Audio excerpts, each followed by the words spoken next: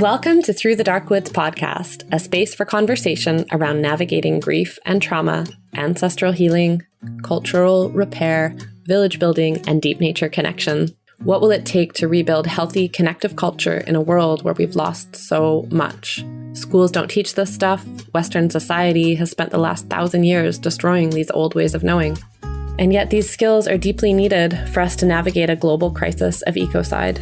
My name is Josia Tamira Crossley. I'm a somatic therapist, grief worker, ritualist, and the founder of Through the Dark Woods, Real Life Skills for Navigating Grief and Trauma, a 3-month-long online skill-building and process-based group, which helps participants find the heart in our common humanity while building resilience and increasing our capacity to be with the full, beautiful aliveness of being human. Our next round starts March 7th, 2022. You can find out more at throughthedarkwood.ca. Link is in the show notes. I acknowledge that this podcast is produced where I live and work in Cathet, unceded traditional territory of the Cleaman, Clahoose, and Shishel people. My own ancestors came across the ocean from the northern lands and islands of what we now know as Europe. I acknowledge that I'm still learning about reconciliation and how to live in a good way on this land, and that my intention and prayer is that this podcast may directly and indirectly support repair of the harm done through colonization of this land and its traditional people, as well as repairing the even older harm done by the colonization of the old world, as we might call it. May this work benefit all beings everywhere. May all beings be happy. May all beings be free of suffering and the causes of suffering. And may we all recognize liberation together.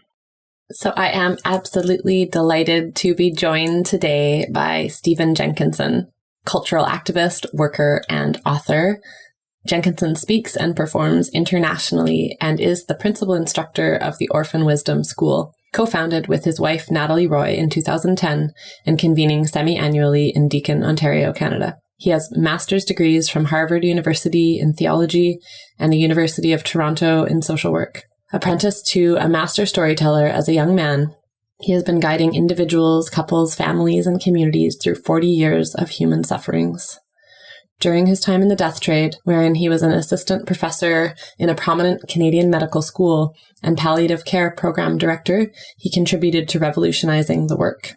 He's a musician, farmer, sculptor, and traditional canoe builder, whose house design won a Governor General's Award for Architecture. Since co-founding the Nights of Grief and Mystery project with Canadian singer-songwriter Gregory Hoskins in 2015, he has toured this musical tent show revival storytelling ceremony of a show across North America, the UK, and Europe, Australia, and New Zealand. They released their Nights of Grief and Mystery album in 2017, and at the end of 2020 released Dark Roads and Rough Gods.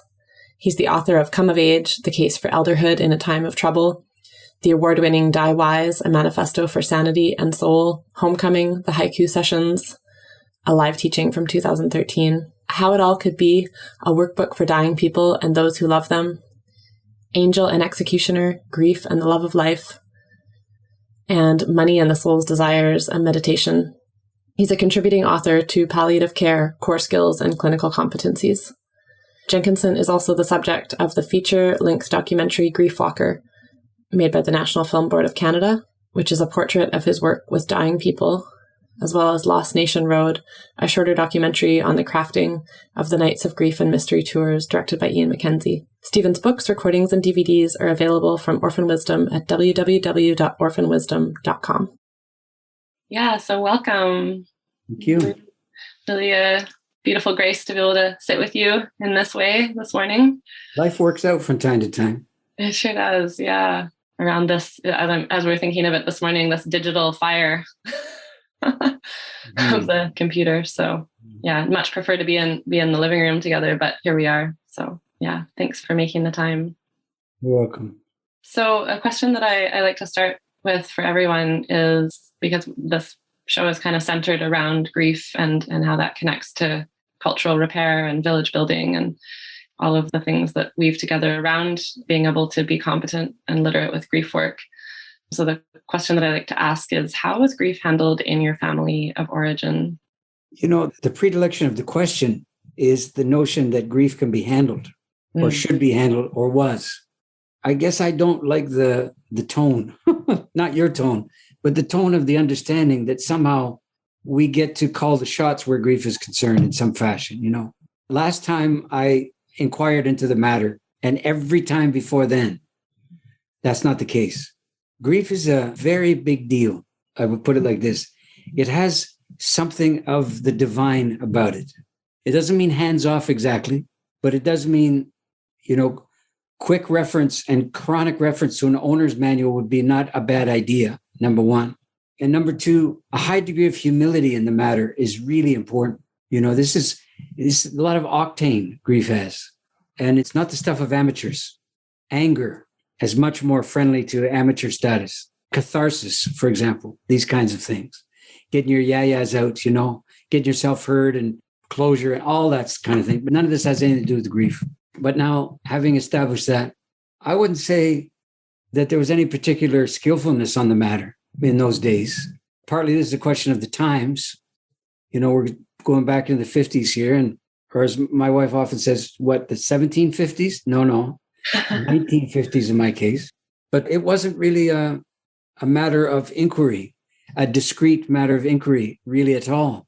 So it's not clear in my mind that it was ever upfront as a thing to be addressed, or to be cogent about or to be lucid about. It was part of a fabric of contending, I suspect. I mean, I could make it sound more elaborate than it probably was fairly easily, because there's not much to work with. I mean, I was a real, straight ahead Anglo-Saxon family arrangement that had more than its share of kind of unspectacular unhappiness. The notion of sort of getting by, getting through was probably as much religion as there was any religion. And sort of grief would just be swallowed into that, wouldn't it? Just the grief would probably be, to the extent that it ever appeared, something that intruded into the natural order of things. And as such, belonged elsewhere. And if you're doing well, it was elsewhere. Nobody would have ever said the words I just said to you, but there's a lot of ways of operating without declaring, right? Mm-hmm. So I would say that was in the mix, something like that. Mm-hmm. Yeah. And it explains the last 20 years, my last 20 years. Ah, okay. Can you say more about that? How it explains? Well, if you don't have enough to eat growing up, it's not surprising you'd become a chef or work in a restaurant. However, you can try to get to it in a compensating fashion retroactively, so you could soothe something that was just not amenable to soothing once upon a time. In my case, I ended up working with dying people. I didn't even know there was such a thing. Honest to God, I had no clue that there was a specialty, or should have been. I subsequently came to the rather rabid conclusion that if you have a specialty called the care of the dying, you're in much worse shape as a culture than you thought you were. Mm. Yeah. I didn't know anything about this at the time, and I certainly had no hankering after the subject that I was aware of, and nor any particular skill. So I thought to bring to bear, and yet this is so mysterious. The very first patient, not my language, but that was the common language of the time. The very first patient, because we worked in people's homes, right? Mm. So you had to have a number of layers of competence at the same time. And one of them was to show up a stranger in a strange land in a domestic circumstance that was becoming unglued as a consequence of what was happening. And you had to carry yourself with a certain degree of capacity that didn't necessarily have authority in it. It was a very subtle business, And I walked, and it turned out the first patient was a physician. I mean, that's a setup if there ever was one. Wait, he was an oncologist who was dying of cancer. I walked into his room. It was full of all the nameplates of all the offices that he'd ever inhabited during the course of his professional life. He's surrounded by the echoes of his own name and all the letters after his name as he's laying there, not dying very well. That was the very first one. And here's the moral of the story, if you will, or the imperative of the story was, I knew what to do.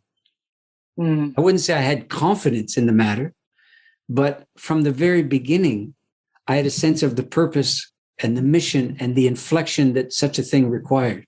So where does that come from? I mean, it helped that I was in my 40s, to be honest, because you need a lot of ballast in a circumstance like that not to tip over in heavy wind, I had that, but that in and of itself could just make you a casualty and not a competent person at all. So some combination of all the things I'd seen and whatever proneness that set up in me translated instantaneously to sitting in some kind of abiding fashion with a fellow human being who wasn't long for this world. Mm. Yeah, and I actually love that you're leaning in this direction, because one thing that I've been thinking about is I listened to an interview you did a few months ago with Banyan Books, and the last thing you said in the interview was, I was like, that's where I got to start, because it's like this hanging question of, you said something like, I'm going to totally brutalize my paraphrasing of what you said here, so forgive me, but something around the kind of decision or choice to see things now as like being here in this time as like a punishment or an assignment. Right. Or an affliction or an assignment. Yeah. Yeah, that's right. Yeah, I think, and I'm not just talking about the COVID scenario, although that's, God knows it's in the mix, but we had, I mean, you may not remember it, and almost nobody seems to, but 2019 was not a banner year. It's not like we had all that shit figured out. And then there was COVID and then we got thrown off the scent, you know. Mm-hmm. And the notion of getting back to normal basically adds up to 2019 again. Oh, come on now. I mean, haven't the last 2.5 bordering on 3 years lent us anything that is just a matter of recouping? You know, that's it. Mm-hmm. So sadly, there's a traffic sign on the road ahead and it said, be prepared to stop. And we blew right by it. So the next traffic sign is going to be probably the last one. It's going to say, be prepared to be stopped. Yeah. And we're hurtling in that direction. I mean, culturally speaking. Mm-hmm. So, I mean, we're led by, in this country, kids. I mean, it's sad to say, and it's nothing to do with his age and the people he surrounded himself with, but the distinct lack of the ability to weather a storm, a distinct lack of some kind of substance in that office and in the people who are around it. I mean, it's a perfect storm of, you know, we hit the last 2.5 years and we have that circumstance to contend with who's, anyway, there's a whole other thing your program's not devoted to, but that to say, you know, in times like this, you do need the opportunity I didn't offer was, I didn't say, so the times you're born into, being as troubled as they are, oblige you to consider yourself either victimized by that or emboldened or nominated by that. I never suggested anything about victory or prevailing or winning by these characterizations. It's all a matter of work. And if you think yourself to be somehow set upon by the troubles of the times, you're very unlikely to turn to the matter as a question of the work that your spirit can be lent to. I mean, or if you do, then your spirit work amounts to surviving. Now, there are people and times where survival's basically the only show in town. We have to grant that, right? But that's not a very common experience in Anglo-North America. Let me just be frank, right? So at the very least, the people who look like me and sound like me in our corner of the world have a degree of responsibility to understand that even though the afflictions of the troubles of the times are far from welcome, and you could easily imagine a different deal, but you don't have a different deal. You have this deal. So better, it seems to me, that you take your neediness, which is legitimate, and compare it to the prospect that you're needed more than you're needy, and then proceed as a grown-up would in pursuit of some kind of spirit-informed direct action in a troubled time. That's what I was advocating in the Banyan thing, and ditto for today. Mm-hmm. Yeah, thank you. Yeah, because you talk a lot about this idea of hope being an enemy to grief. And I've been really mulling that over and just, you know, thinking about how that contends with, also being here with something to do. Yeah. You know, and how to kind of reconcile the two things. You can't. You can't. You shouldn't be able to. You know, how can you reconcile what Russia's doing in Ukraine right now to the fact that Russia had a hard time during the Second World War? Well, you can't, although you can trace one from the other. You could certainly trace it, but you can't reconcile them. I mean, they should have known. They should have a living memory of what it is to be set upon by a superior, militarily superior power and know the consequences that ensue longer term, not just from being on the receiving end of this treatment, but from being on the persecuting end. They should know. That should be worth something, what they lived through in the 1940s. Where did it go? How can they get behind this clown this terminal clown that's pulling all the strings and not letting people, quote, hear. And why doesn't it cause tremendous alarm in the country that they're all hearing the same thing about what's going on over there? So you just don't know. I mean, it's so hard to imagine that collectively speaking, humans are inclined to learn from even their recent history, even the history of their own lifetime. It doesn't seem that persuasive situation, no? Yeah. And I mean, you kind of talk about this in your most recent book around wherever you place your dead, that is where you'll draw sustenance from. If you feel cheated, betrayed, or abandoned by your ancestors, there's a good chance you'll respond in kind, a good chance you've already done so. So is there, you think, a relationship there between what's happening currently? I would put it a little differently, although I like the way that guy put it. You know, I've grown since then. So I mean, that's only last year, but I'm going to suggest this. This is a culturally oriented observation, not a personal psychology one. You know, there's this thing called the rationalist, humanist, secular tradition in the West. That's basically what the West is now. Sort of post-religious affiliation, human-centered, Anthropocene is its grandchild, and so forth. That circumstance has generated a degree of disability in the general population in the West that's almost breathtaking. The inability to really contend, the inability to distinguish disinclination from adversity, for example. And adversity genuinely asks things of you. Disinclination is a rather lazy response to it. You know, and hope often is a lazy person's response to adversity. Just hope it'll go away, hope it'll be better, you know, just another day, you know. And the terrible thing about hope, as you've probably encountered in my rants about the matter, is that it's so dependent upon tomorrow. Hope needs tomorrow, you know, to the point where the likelihood of you undertaking work of the kind we're alluding to now is diminished according to how hopeful you are. The more hopeful you are, the less inclined you are to work. Why? Because you can put it off. Or you're saying, look, you can't really count on me unless the thing you're asking me to do has a fairly guaranteed payday, psychically or spiritually or ecologically or something. And minus that, I mean, what do you want from me? That's basically the shrug of the whole hope arrangement, you know? So I was doing a live stream thing to launch a film that me and the band made not that long ago. It's just only a couple of weeks ago, before I went to Europe recently. And in there, the guy who I do the project with, Gregory Hoskins, was telling me about his brother, who is really with what we're doing, except for this hope thing. He's kind of demonized me, I think, in that regard. And, you know, said, you know, related the story of how he's just had a brand new first grandchild born to him in his, you know, at this point in his life. So he's holding this grandchild and, you know, demanding that I provide hope for her for the coming life.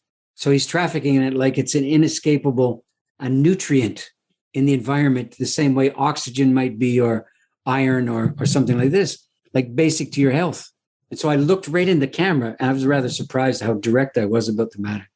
And I said to him, I think his name Fred, but I can't remember exactly. But I said, Fred, it's not that I don't understand what you're saying or what you're asking for. And you're not the first person to decide I'm some kind of antichrist by virtue of not going along with the program. Here's the thing. You remember when you're holding your granddaughter and claiming she deserved a better world than she actually was born into? Do you remember that? Yeah. Do you remember you held on to her for dear life and made this case to the guy I'm sitting beside? Do you remember that? Yeah. Well, look, you didn't need any hope at all to do it, did you? You didn't hold on to her hoping you were holding on to her, did you? I know you didn't. You did it. The hope is irrelevant, wasn't it? So why is it so relevant now as a concept when it's not that big a deal in the clutch? Come on now. You're able to act hope-free from time to time. And the appearance of a granddaughter is the opportunity to do exactly that. So learn from that and understand how non-essential hope is. It's a non-essential worker in a troubled time. That's what hope is. Yeah. And yet there's this, you know, when we holding that granddaughter and feeling that, or that prayer for a future, it's like there's just grief in that, right? Without the hope, it's like there. Belongs. Yeah. If you're hopeful, How grief encrusted are you likely to be or to settle into being? You know, hope is the great grief bypass. That's how it actually works. And people say, well, maybe for you. I say, you hope that it only works for me that way. No, that's how it works. You know, there's not a lot of work involved in hoping. You might think to maintain the hope, still, that's just a habit. You know, I'm not saying this as somebody who's got no acquaintance with the subject. I mean, you know, I told you about the circumstance I grew up in. You could imagine that hope carried a certain amount of, you know, octane and draw to it. I had to work all this out. I didn't come to the death trade with all this thing, quote, sorted by any stretch. But as I watched what hope did to dying people when they're obliged to be hopeful over and over again by well-intended cheerleading lunatics, as I characterize them, not just family, by the way, people who are paid to know better, often engaged in exactly the same kind of thing. Hopeful people have better outcomes. What? They don't die? They die better. By what measure better? As I can pretty much tell you how it looked every day. You know, 3 or 4 or 5 dying people at a time in the course of a day. I saw what being hopeful did to them. Basically, it was a program for a kind of sleight of hand truancy because they weren't quite inhabiting the only moment left to them, this one. And then, okay, now it's just this one. But I mean, they're no different than you and me in that respect. This is what we have. And, you know, if as a living person, you don't learn the difference between you and a dying person is so intensely existential. It doesn't matter how skillful you are. You can't join with them. You're not going to journey with them for God's sake. You're not going anywhere they're going anytime soon if you can help it. Okay, so now where's your empathy come from? And then, you know, part of the work is realizing, God, you know, with the very best of intent, I have to keep my distance from these people. Yes, you do. And what does that do? That breaks your heart if you're a functioning human, because you know how hard it is for them to go through what they're going through. But they have to do it alone. They can't have companions because all the companionship throws them off the scent of the crazy making work that being a dying person in a culture that doesn't believe in endings or limits or frailties, what that does to you. And so, you know, and you're there as some kind of helping type. And you realize the fix is in so desperately, they waited too long to be a cultural outlier. They waited till now when they've got so little in the way of, you know, physical resource and resilience of any kind. And they waited till now. Honey, there's such a thing as too late. So there's grief in all these realizations, you know. There's grief in seeing somebody who got it right. There is, because grief is an understanding of life. It's not enduring what life does to you. It's life's understanding of itself refracted through you. I think that's what grief is. That's how it works. It's a very holy proposition, you know, as far as I've been able to understand it. And in the fitful way that I'm able to practice it, I recognize it as a prayerfulness. You mentioned this kind of cultural phobia of endings and limits, and I forget what the third thing you said was. Frailty, limit, ending. Yeah. Yeah. You just got me thinking about, how do you think that we become familiar with endings and limits and frailties? I don't think it's that mysterious. I think it works like this. Secondhand is how. Because the secondhand frailties, limits, and endings outnumber the firsthand iteration of those things by many times. There's so many more people around you than there is you, if you know what I mean. So you only can have so many personal experiences of these things, and you just run out of hours, right? But it's exponential around you. So everybody's death before your own, that's you going to school if you know how to learn.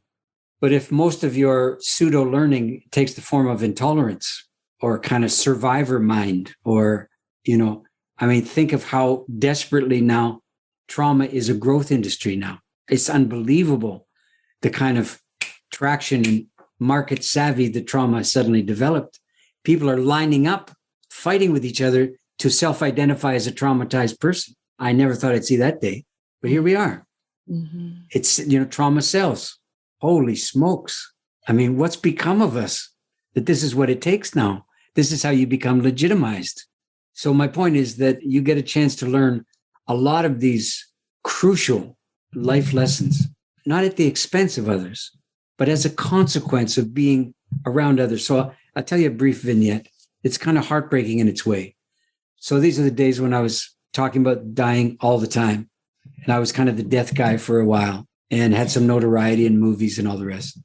And there was a particular gig I had, and a woman come up to me at the end, and I would say she was in her mid-50s or so. She said, "It's all well and good.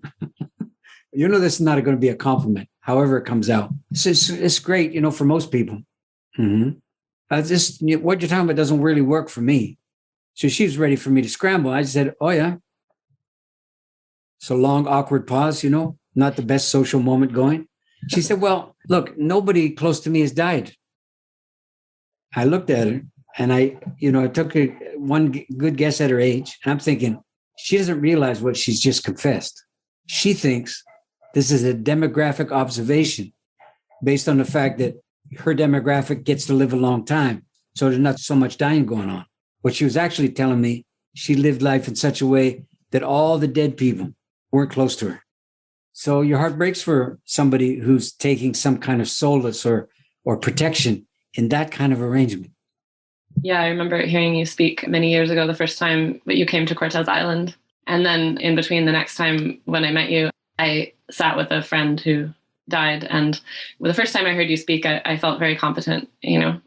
Oh yeah, I get what he's talking about. I've dealt with hard things. Makes total sense. And then finding myself actually at the foot of the bed of that initiation, found myself incredibly incompetent. Yeah. It's a good start, you know, not knowing anything. Mm. Yeah. We could use a kind of reboot in that direction more often than we tend to get it. Mm-hmm. The thing is, like I have a school, as you may know, and so we're contending with this question all the time. Do you have to know things to be able to learn things? Is that the bedrock? Called all the shit you know? Is that the bedrock? And then you just add to it as you go? Is that it? So that by the time you die, you got so much knowledge you can't fit through the door to get out of here, I suspect. So I'm suggesting here that learning is actually very costly. Mm. It takes away a lot of that stuff that you claim to know. It doesn't destroy it. It just says, really? Or it says, what for? Or it says, how's it working for you so far to, quote, know that stuff? Or can people count on you because you know those things? Or is that your intolerance all dressed up as an insight? Or, you know, these kinds of things. So learning is like a many God religion confronted with a one God religion. A one God religion said, there's no such thing as you, right? There's only this. And the many God religion said, it's amazing. This is an amazing moment.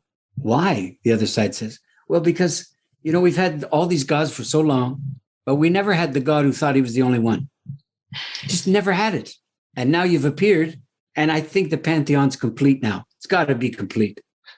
So you belong, in a sense, to our arrangement. But the tolerance is not reciprocal.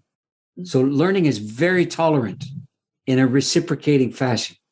Knowledge, not so tolerant. Yeah. So, okay, this burning kind of question, because you talked about just that, you know, most people in North America are not in this position of having to deal with survival on a day-to-day. And yet I happen to know quite a few people who are, you know, seemingly at least in a position where that's their main focus. Perhaps it's the trade that I'm in, or perhaps it's just, you know, how I grew up.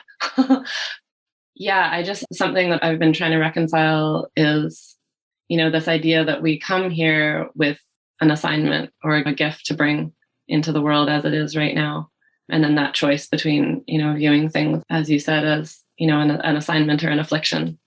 And then what about for those who find themselves in that place of survival and yet also holding this knowing? What about them? What's the question? How to approach these times when, you know, for folks whose, you know, basic needs are a struggle. How to approach them? Yeah. How to approach with a view to what, though? To doing what? So that it's not like that anymore? So we dispel all the survivalism and the just getting by, and so they get graduated to what status? Middle class? Or I gather that's partly what you're referring to, is kind of the stuff of life, so to speak. And I mean, in other words, if things are working out what would that look like vis-a-vis the people you're talking about? They wouldn't exist. It's not an easy call to make. I mean, I'm saying this fairly easily. I don't have to struggle immensely through, layers and layers of personal experience, but that doesn't disqualify me any more than it would disqualify you. It's not to say that only people who are survivalists, if you will, are qualified to speak about the matter at hand. I don't think that's the case. Or we'd all have our silos of expertise where we're untouchable. But that's, So when I mentioned about trauma and so on, I'm not saying there's no such thing. I'm saying it's not a religion. Or if it is, I'm glad I'm not in the religion business.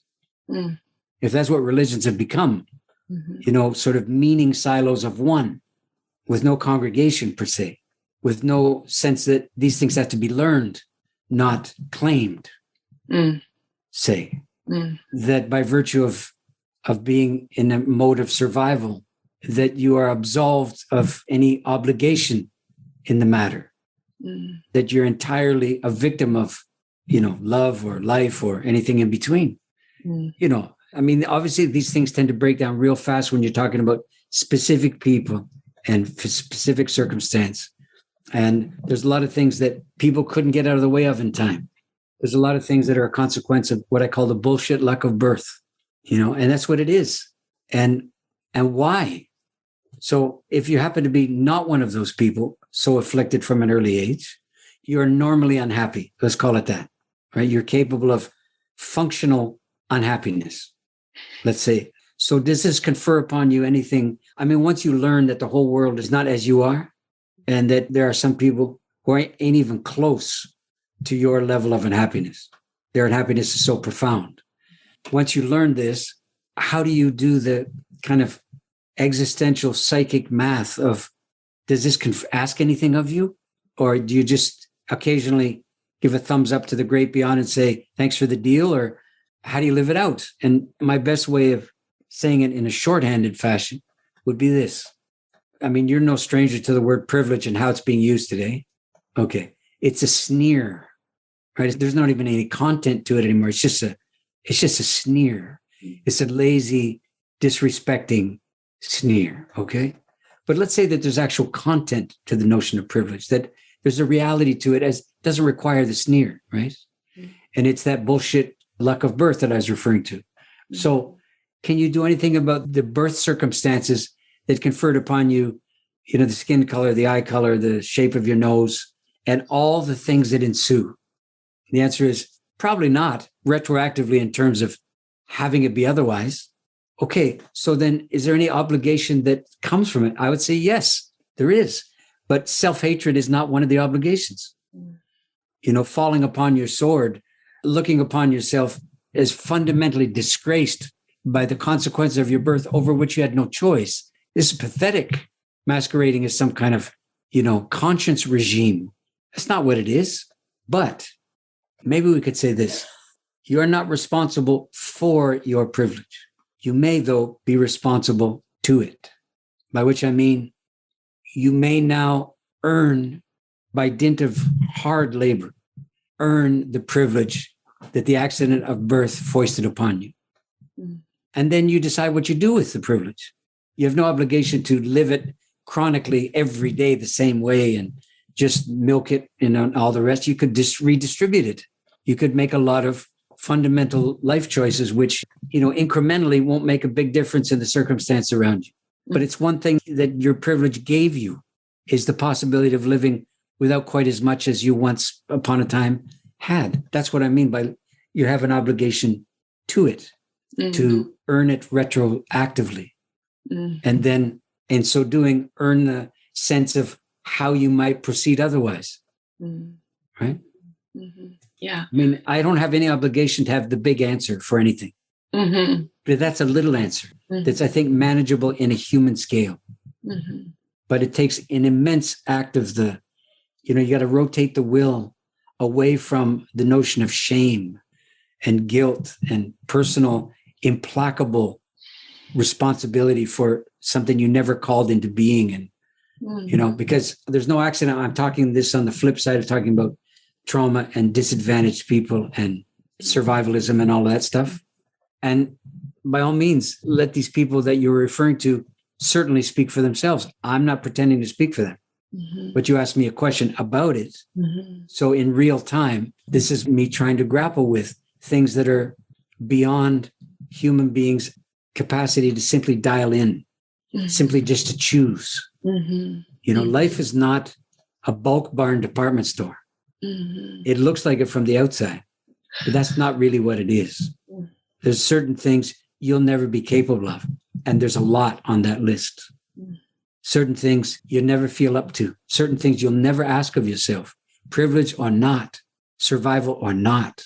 So, would that we allowed ourselves to be confounded by these things more than the people with expertise would allow. I mean, it's proper to be confounded beyond a certain point with what you have to say about them, Yeah. You should properly grind to a halt. So let me anoint this moment as me grinding to a halt on the privilege matter. Thank you. Yeah. And I think, it's like, just to kind of distill what I'm taking away from what you're saying, as well as it kind of still comes back to that same viewpoint of choice, where it's like viewing whatever situation you're in as either an affliction or an assignment. I'm not sure that we should use the word choice, in a simple way of referring to that. And here's why I say it, because I don't think it presents itself to us as Coke or Pepsi, like it's not in the realm of preference. It's in the realm of the fundament that you were born into, the particular kind of psychic stew that lent your life its sort of primordial sense of meaning and direction and momentum and purpose and all that sort of stuff, which you don't get a choice on whether you were born into that mess. You were. Do you get a choice about what you're going to do with it? Easy now. Let's just not say we're all starting, out of the, it's the 100-yard dash and let the best person win. I mean, this is an extremely challenging time to be alive. And the being flooded constantly with pseudo information, so-called information, it's supposed to confer upon you increased capacity. That's not what it does. Come on now. By now, it's abundantly clear that that's not what happens. Your increase in availability doesn't increase your capacity to choose. It might increase your habit of choosing, but not your ability. For you to apply ability to choice, that needs discernment, not a desire to get out from under burden or hardship or sorrow or boredom. Thank God things are, Leonard Cohen, God bless his bones, as usual, said it best. He said, I think the first part of the song is, anyway, the part I'm thinking of is this: if the dealer wants you thinking that it's either black or white, thank God it's not that simple.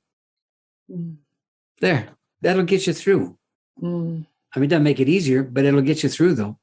Thank God it's not as simple as yes or no, or me or you, or black or white, or up or down, or he or she. That's why you got a mind, can think more than one thought at a time, not on a straight line. That's why you got one of those things, but you got to use it. I mean, that's why it's lent to us. And, it's a shame to waste the thing posturing and deciding all the time. Being confounded is a skill. Imagine being in my school, me doing that to you. But that's what we do. I guess I messed you up on your question sheet, probably. Not sure which question comes next. I don't know. Let's see. Well, I kind of was feeling that might be a good place to leave people. Yeah. Very good. Okay. Yeah. Leave them a little confounded. What do you mean a little? Well, just the right dosage of whatever our listeners are ready for. Yeah. Maybe we'll end with this on this question of readiness. I learned a tremendous number of things in the death trade, most of which I wasn't seeking.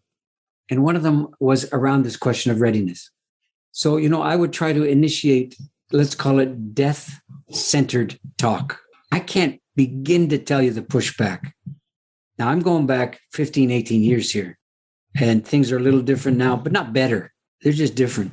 But, oh my God, I mean, it was vehement. And the form it took usually was, this is very premature talk. Really? It's too soon for what? Well, because we're not there yet. Where yet? Well, we're not actively dying, so we have to wait till then. So nobody can breathe. And now it's a good time to have this conversation. What are you saying? I mean, this is the level of confoundment that I found when I entered the death trade initially. And then the fallback position was, anyway, premature or not, the real point is that they're not ready to have this conversation. That was, I mean, everybody went there who had the white coat, so to speak, or paid to know better. That's where it went very frequently. So I would say, ready. Yeah. So you require them to be ready to have this conversation before they have the conversation. Where's this readiness supposed to come from? It's like being ready to fly, having never flown. What's it supposed to look like? How are you supposed to get there? Where's the mercy in this formulation of yours, which you think is compassionate? And I know for a fact isn't. So I translated mercy as best as I could, or compassion, compassionate care. And I said to myself, people have no obligation to be ready, but to be readied, perhaps, because their manner of dying has immense consequence for the people around them. So it's not your dying. It doesn't belong to you. And God knows you won't live one of the consequences you set into motion by the way you die. But we will, though. The rest of us will. So let's all proceed accordingly, shall we? As if we're village-minded people and not, supreme and holy individuals. And one of the ways you do that is recognizing, people can't be ready ahead of time. People are ready in hindsight. That's how it goes. Yeah. You just thrashing about and floundering when things are unprecedented and they come around for the first time, or you try to turn them into something you already knew, already recognize. That's known as neurosis, right? Where nothing gets to happen for the first time because it resembles so much, that other thing. So readiness is overplayed as a condition of capability. The real human capability is to be ambivalent in a circumstance that asks that of you.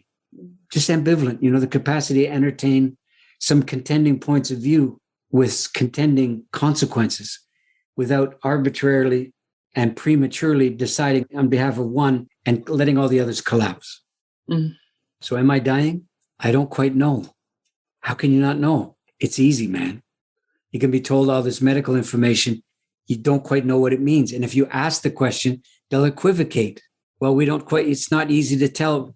Okay, so then you have to decide, not are you dying or not? You have to decide, what does it mean if you are? What does it lend to your life suddenly that you didn't have when you weren't dying, when you were just sick? Does it do anything? You're secretly hoping that it does. You're secretly hoping that the attention span that was so meager when things were ordinarily, going the way they go, suddenly it's in sharp relief now, right? And you're alive in a way you were never able when you were healthy. Okay, so it's a little cruel and you have a lot to regret. Okay, I understand. Go on the regret thing.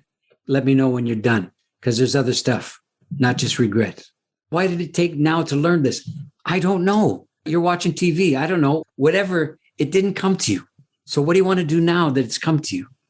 Yeah, you're sad. Okay, good. Now we're getting somewhere. You're sad about the fact that you feel that a certain amount of your time was wasted in this life that you won't get back. Yeah. It's like sitting through a really bad 2-hour movie that never ends. It's like that, right? So learn to turn it off then. Okay. Take something in hand, right?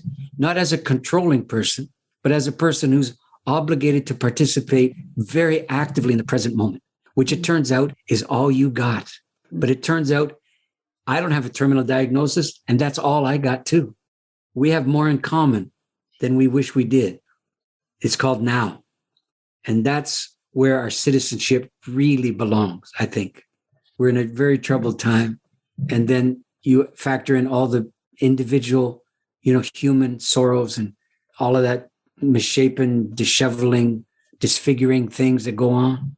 And then you're obliged every day to line up for more information, which is much less force-feeding than it is kind of enema-like consequence for your emotional life. And you're supposed to be better informed and you don't know what to do with the information. And you're trying to change the emotional channel about 7,500 times a day. Okay, it doesn't have to keep going because one day it won't.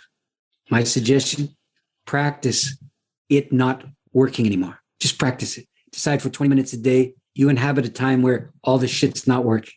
And then translate realizing that by work, not by feeling better, by work.